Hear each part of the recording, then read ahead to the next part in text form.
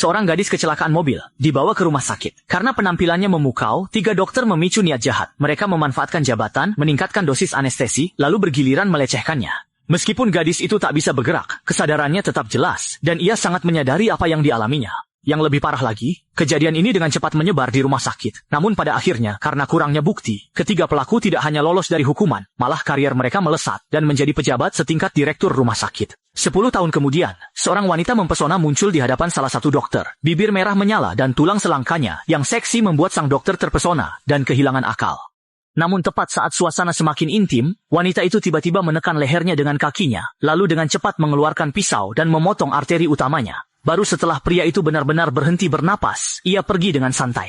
Tak lama, polisi menerima laporan dan segera datang ke lokasi. Namun, selain satu mayat, tak ada petunjuk berguna di tempat kejadian. Mereka bahkan tak tahu bagaimana pelaku melarikan diri. Dan kebetulan kamera pengawas koridor rusak sejak kemarin. Karena tak ada pilihan, detektif Lao Cui, penanggung jawab kasus ini, hanya bisa berharap pada hasil laporan otopsi. Teknik pisau pelaku sangat bersih dan rapi. Setiap tusukan hanya mengenai arteri utama, dan dilakukan dengan sangat ringan. Cara kematian seperti ini sangat menyakitkan. Korban hanya bisa menyaksikan darahnya sendiri mengalir habis dalam rasa sakit yang luar biasa hingga meninggal. Meskipun sudah mengetahui penyebab kematian, Lao Cui tetap kebingungan dan masih belum menemukan petunjuk apapun tentang pelaku. Masalah belum selesai, justru masalah baru muncul. Tak lama, polisi menerima laporan kasus lain. Korbannya direktur rumah sakit yang sama. Cara kematian keduanya persis sama. Jelas dilakukan orang yang sama. Rangkaian pembunuhan berturut-turut membuat seluruh rumah sakit panik. Saat Lao Cui kehabisan akal, ia tak sengaja mendengar rahasia 10 tahun lalu dari petugas kebersihan. Meskipun terkejut, kasus ini mendapat perkembangan baru. Untuk membuktikan rumor tersebut, Lao Cui segera mencari orang terakhir yang selamat, yang saat itu sudah menjadi direktur rumah sakit bedah plastik.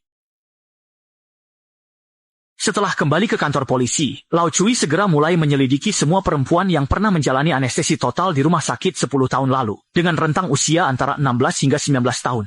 Namun, hanya ada satu orang yang memenuhi kriteria tersebut, yaitu Xiao Xuo, bintang besar yang kini sangat terkenal di Korea. Demi memecahkan kasus ini, polisi memanggil Xiao Xue untuk dimintai keterangan, meskipun harus menghadapi tekanan yang sangat besar.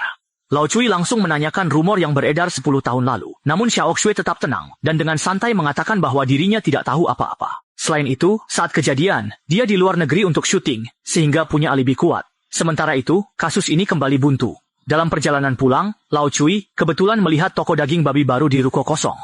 Anehnya, meski belum beroperasi, sudah ada antrean panjang di depan pintu, dan semuanya laki-laki. Baru ketika sang pemilik toko wanita keluar, tujuan mereka pun menjadi jelas. Melihat sosok pemilik toko yang memesona, Lao Cui langsung terpikat dalam sekejap.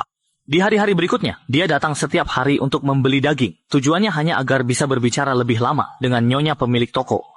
Meskipun terjebak dalam kubangan cinta, Lao Cui tetap tidak melupakan misinya. Karena kasus yang ia tangani belum juga menemukan petunjuk, ia hanya bisa memperketat perlindungan terhadap target.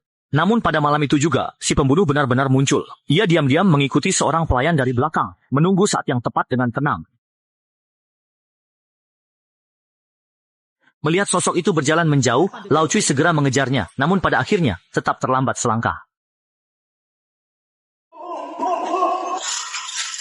Selain itu, karena si pembunuh selalu mengenakan topeng, identitasnya sama sekali tidak bisa dipastikan. Tak sabar, Lao Cui akhirnya membawa pisau mencoba peruntungan dan benar-benar menemukan petunjuk. Entah mengapa, Lao Cui tiba-tiba teringat pada nyonya pemilik toko daging yang ramah. Namun pada saat yang bersamaan ia justru dipanggil kembali ke kantor polisi oleh rekannya yang bertugas.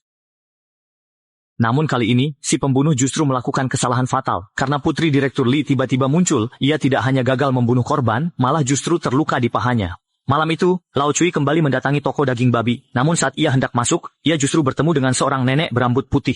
Anehnya, ia mencium aroma familiar dari tubuh nenek itu. Tapi ia tidak ingat di mana pernah mencium bau itu. Setelah menutup pintu, Lao Cui melirik pisau di dinding, lalu hati-hati membicarakan kasus pembunuhan baru-baru ini. Pemilik toko tidak menjawab, hanya menyuruh Lao Cui segera membayar dan pergi. Namun tanpa sengaja, Lao Cui memperhatikan cara nenek itu berjalan. Setelah berkata demikian, ia langsung menekan nenek itu ke atas meja, lalu mengangkat rok nenek tersebut, dan benar saja, ia menemukan luka yang dibalut perban. Mungkin karena kebersamaan mereka belakangan ini, atau mungkin juga karena posisi mereka yang terlalu intim, keduanya pun tanpa sadar saling berciuman. Namun tepat pada saat itu, Lao Cui menerima sebuah telepon, Direktur Li ternyata diculik saat berada di bawah perlindungan polisi, tapi hal ini juga membuktikan bahwa nyonya pemilik toko bukanlah pelakunya. Ketika Direktur Li sadar kembali, ia sudah terikat di sebuah gudang yang remang-remang. Tak lama kemudian seorang nenek berambut putih berjalan mendekat ke arahnya. Melihat pria sombong di depannya, sang nenek hanya memberi isyarat mata. Lalu pembunuh bayaran wanita di belakangnya langsung mengayunkan pisau dan memutus urat tangannya.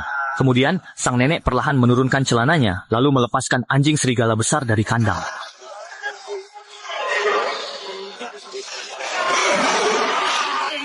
Akhirnya pria itu harus membayar mahal atas kejahatan yang pernah dilakukannya di masa lalu.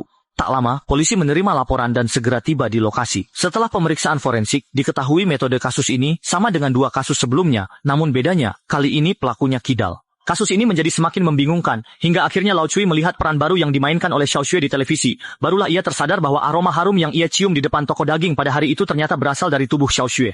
Ini juga menjelaskan mengapa dia memiliki alibi yang sempurna, karena pelakunya sebenarnya bukan hanya satu orang. Penilaian Lao Cui sangat tepat, Xiao Xue memang gadis yang dilecehkan. Selama bertahun-tahun, ia hidup dalam penderitaan bak neraka, hingga akhirnya ia menjadi cukup kuat dan memutuskan membalas dendam dengan membunuh. Xiao Xue tidak tertangkap. Dia menggunakan tabungannya untuk membuka lembaga khusus melindungi perempuan. Kedua kakak beradik yang menghilang tidak pernah berhenti menjalankan rencana pembunuhan mereka, karena target mereka adalah bajingan yang lolos dari hukuman hukum.